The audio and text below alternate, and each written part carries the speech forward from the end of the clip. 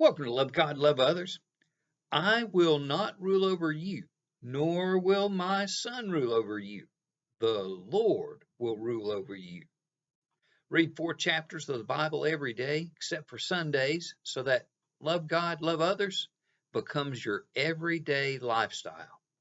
Our 5-minute Bible study overview continues with Judges chapters 6 through 9. Judges 6 puts Gideon in charge. Then the Spirit of the Lord came upon Gideon, and he blew a trumpet, summoning the Abiezrites to follow him. He also messaged Manasseh, Asher, Zebulun, and Naphtali to follow.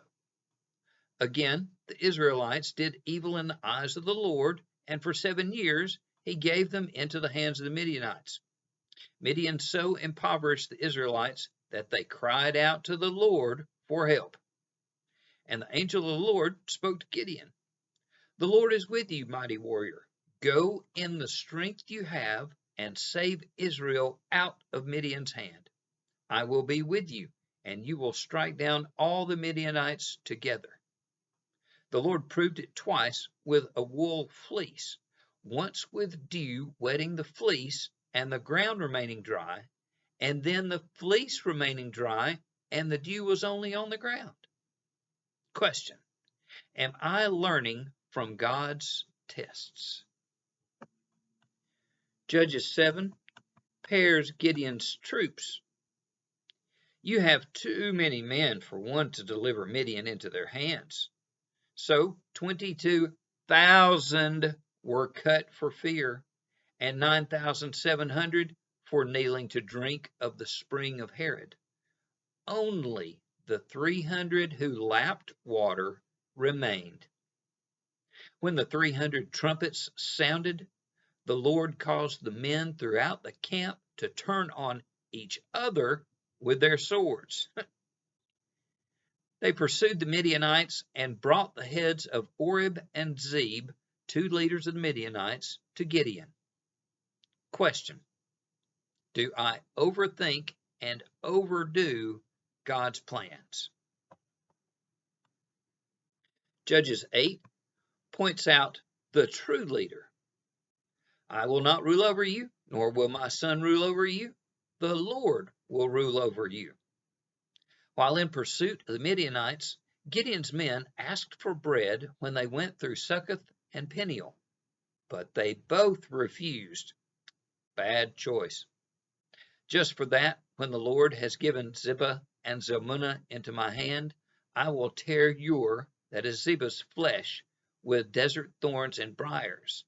When I return in triumph to Zalmunna, I will tear down this tower. In the end, the Ishmaelites each gave Gideon a gold earring, which he formed into an ephod. Unfortunately, all Israel prostituted themselves by worshiping it there, and it became a snare to Gideon and his family. In Gideon's lifetime, Israel had 40 years of peace before prostituting themselves to the Baals. Question: have I worshiped God's gifts or God? Judges 9 punishes Abimelech and Shechem. Thus God repaid the wickedness that Abimelech had done to his father by murdering his 70 brothers.